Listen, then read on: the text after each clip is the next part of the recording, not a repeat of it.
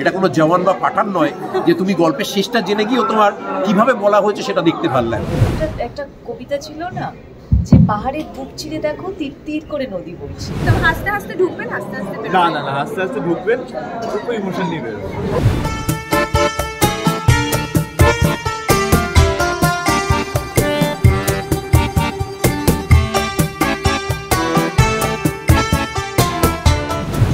আমার একদিন একটু কনফিউশন ছিল, কিন্তু আজকে আমি নিশ্চিত এগিয়ে হতে পারি না। আমি শ্রীলেখা। আমরা কি মিত্র হতে পারি?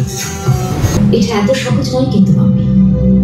9 10 পরীক্ষায় পাশ করার মতো নয়, কারণ যদি একটা টুথব্রাশ থেকে সম্পর্কটা শুরু হয় সারা জীবনের সম্পর্ক। It's not that easy. বাবা টিকলে টিকবে না, টিকলে টিকবে না। তাদের নিজেদের হাত আগুনে পড়েছে, তার অন্যকে সাবধান করবে।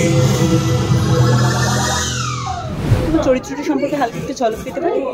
চরিত্রটি তরঙ্গিনী, আমাদের টেলিভিশন পরিবহনের একজন মহিলা, ম্যারেজ কনসালটেন্ট, এবং শুধু তাই নয় রাশভারী, কিন্তু খুব কি বলবো স্ট্রিক্ট। কিন্তু একটা কোথাও তুমি দেখেছো একটা কবিতা ছিল না যে পাহাড়ের বুক চিরে দেখো তীর তীর করে নদী বইছে, তরঙ্গিনী ঠিক সেরকম। তরঙ্গিনীর মধ্যে একটা ভীষণ কঠিন নারকেলের মতো আস্তরণ, কিন্তু ভেতরটা বড্ড নরম, এবং সেই নরম জায়গা দিয়েই তরঙ্গিনীর চরিত্রটা কি বলবো তরঙ্গায়িত হয়। অভিজ্ঞতা চমৎকার। প্রথমত যেহেতু স্ক্রিপ্ট খুব ভালো ছিল, ও একটা চমৎকার ছিল, ডিরেক্টর দীর্ঘদিন ধরে পরিচিত এবং তার প্রথম ছবিতে কাজ করেছি, এতদিন বাদে আবার কাজ, সব কিছু মিলিয়ে ওটা তো কাজের দিকের অভিজ্ঞতা ভালো ছিল।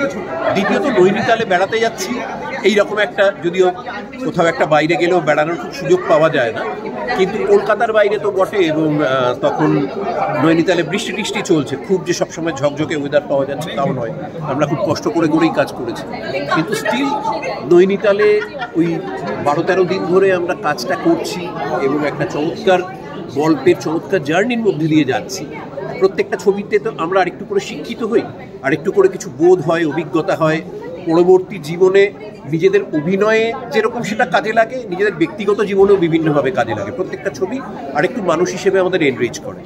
তা সেটা মজার ছবি হোক, সেটা দুঃখের ছবি হোক, সিরিয়াস ছবি হোক, আকুম বাকুম যাই হোক, প্রত্যেকটা ছবি কোনো না কোনোভাবে আমাদের শিক্ষিত করে।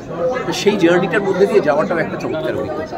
গার্গীতে এর আগেও একটুখানি শুনেছিলাম, কিন্তু সেই জায়গাটা কিন্তু এবার পূর্ণ হয়েছে। কমেডির জায়গায় যেখানে গার্গীটাকে আমরা খুব একটা দেখিনি, কোনোদিন এক্সপ্লোর করিনি, সেইটা এবার করার পালা। তুমি একটু যদি বলো তোমার চরিত্র। আমাদের ছবির 5 লাইন হচ্ছে নৈনিতা লন্ডভন্ড, আসছে বলরাম কাণ্ড। 5 লাইন থেকে বুঝতে পারছো যে নৈনিতার লন্ডভন্ড করে আমি আর রজতাভ দত্ত কলকাতাতে পদার্পণ করেছি, মানে ল্যান্ড করেছি। তবে জোকস সত্যিটাই আমার কাছে না খুব গভীর গভীর ছবি আসে, এত ডিগ্ল্যামারাস ছবি আসে, আমাকে পরিচালক প্রযোজকরা সাজতে দেন না, এবং আমিতেও তোমরা দেখেছো কতটা যত রকমভাবে ডিগ্ল্যামারাস এবং একটা দুর্দণ্ড প্রতাপ মহিলা। কিন্তু এইখানে যেটা আমার সবচেয়ে মজা লেগেছে যে রজতাভ দত্তর সঙ্গে আমার মুখোমুখি বলে একটু ছবি আমরা করেছিলাম, তারপরে এরকম মজার ছবি। কারণ সত্যি কথা বলতে কি, আমি অভিনয় করিনি, আমি জানি তো তখন গোল দিতে নেই, গোলটা বাঁচাতে হয়, আমি গোলটা বাঁচিয়েছি। তো অসম্ভব ভালো এক্সপিরিয়েন্স, নো ডাউট। এবং বলতে হয় সপ্তর্ষির কথা, অর্ণবের কথা, কারণ নিউ যখন প্রথম, মানে সপ্তর্ষি যখন প্রথম আমার কাছে গল্পটা নিয়ে এলো, আমার কয়েকটা ডায়লগ অসম্ভব ভালো লেগেছিল, এবং সপ্তর্ষির সাথে কথা বলার পরিপ্রেক্ষিতে বুঝতে পেরেছি যে খুব মজার ছেলেটিকে এবং খুব আচরণ ছিল, সেখান থেকে একটা ভরসা ছিল। সবসময় তো প্রথিতযশা ডিরেক্টর, প্রডিউসার এদের সঙ্গে কাজ করেছি এত বছর, তো ভাবলাম নতুনদের সাথে কাজ করে দেখি না, এবং সত্যি খুব ভালো অভিজ্ঞতা। আর ডেফিনেটলি জয়দীপ বাবু, পাপিয়াদি দুজনেই ভীষণ কোঅপারেটিভ একজন প্রডিউসার, সেটা ভালো লেগেছে ডেফিনেটলি।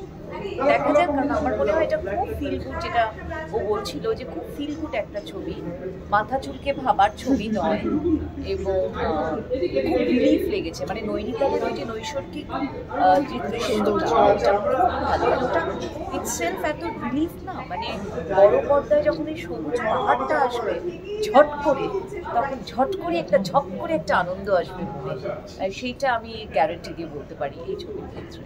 কারণ ভিজুয়াল মিডিয়া তো ভিজুয়ালি দেখতে ভালো লাগাটা সবাইকে খুব ইম্পর্টেন্ট। নৈনিতালে এত কাণ্ড, বিয়ে ঘিরে এত কিছু, কি বাবা মা তোমার হেসে কি পারবে?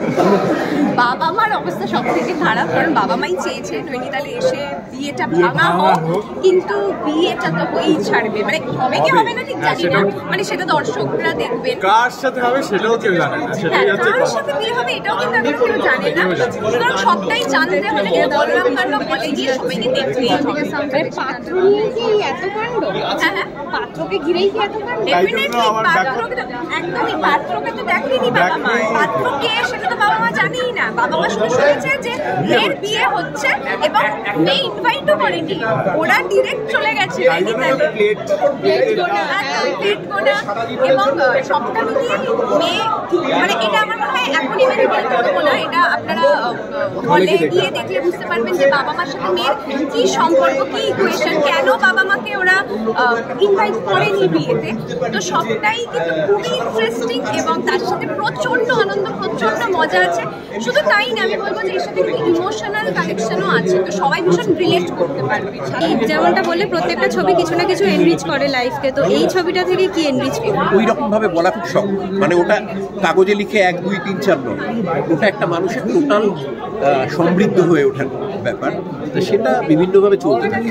পরে যখন নাকি কোথাও ব্যবহার করছি কোনো একটা অভিজ্ঞতা বা কোনো একটা শিক্ষা, তখন হঠাৎ করে মনে পড়ে এটা আগে ঘটেছিল, বা ওই ট্যুরটা বা ওই ছবিটা এটার পেছনে একরকমভাবে আমাকে তৈরি করেছে।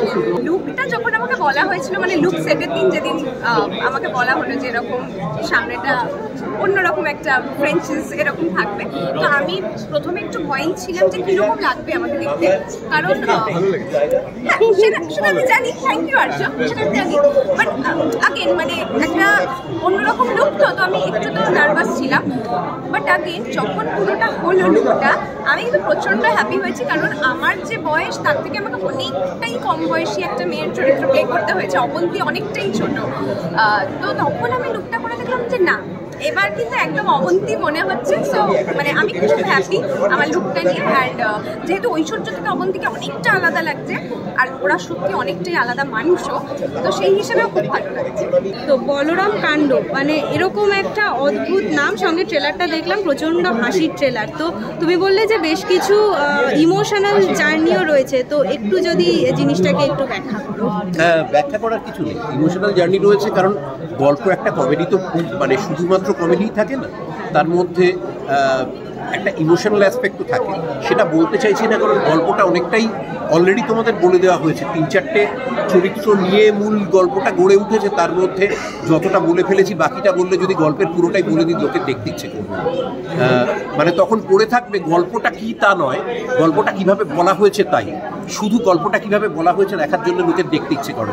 এটা কোনো জওয়ান বা পাঠান নয় যে তুমি গল্পের শেষটা জেনে গিয়েও তোমার কিভাবে বলা হয়েছে সেটা দেখতে ভালো লাগবে। এটা পুরোটাই দেখার জন্যে, মানে তার মধ্যে গল্পের টুইস্টও জানতে ইচ্ছে করবে, অফকোর্স সেই জন্য দর্শক যাবে। বাকি তো বাকি যে মজাটা পাওয়ার, এন্টারটেনমেন্ট পাওয়ার, সেটার জন্য যাবে। সেটার মধ্যে ওই যে বললাম নৈনিতালের প্রকৃতি যেরকম রয়েছে, সবার অভিনয় রয়েছে এবং একটা চমৎকার গল্প রয়েছে, সেটা সবাইকে ছুঁয়ে যাবে। ফিল গুড ছবি, পারিবারিক আনন্দের ছবি। মানে রং খেলার মধ্যে কি বলবে? একদম রং খেলা, প্রেম, রং খেলা বলতে পারো, মজা, ইমোশন নিয়ে সবটা জুড়ে এই ছবিটা। ভিজুয়ালি প্রচন্ড ভালো লাগবে এই ছবিটা, আমরা যখন শুটিংও করেছি, যখন মানে কি বলবো, যেই বলরাম হাউসে যেখানে শুট হয়েছে সেখানেই আমরা থেকেওছি, যেখানে মানে সকালবেলা উঠে যে শুটিং করার যে অনুভূতিটা সেটা অসাধারণ। তো সেই জায়গা থেকে তোমাদের দেখতেও মানে যেহেতু ওটা পুরো হলে রিলিজ যখন হবে, যখন তোমরা দেখবে বড় পর্দায়, তো অসাধারণ আউটস্ট্যান্ডিং লাগবে। তো আমি বলবো বলরাম কাণ্ড এই বলে সবাই মিলে প্লিজ আসুন, ফ্যামিলি মিলে আসুন আর এসে মজা করুন আমাদের সাথে। একদম হাসতে হাসতে ঢুকবেন, হাসতে হাসতে না না না হাসতে হাসতে ঢুকবেন, খুব ইমোশন নিয়ে বেরোবেন। না, হাসতে হাসতে বেরোবেন, কিন্তু তার সাথে একটু মনে কিছু একটা হবে। এই বিবাদটা মেটানোর জন্য হলে যেতে একদম। বিনোদন জগতের সব খবরাখবর সবার আগে পেতে সাবস্ক্রাইব করুন বিনোদন চিত্র ইউটিউব চ্যানেল, আর পাশে থাকা বেল বাটনটি ক্লিক করতে ভুলবেন না।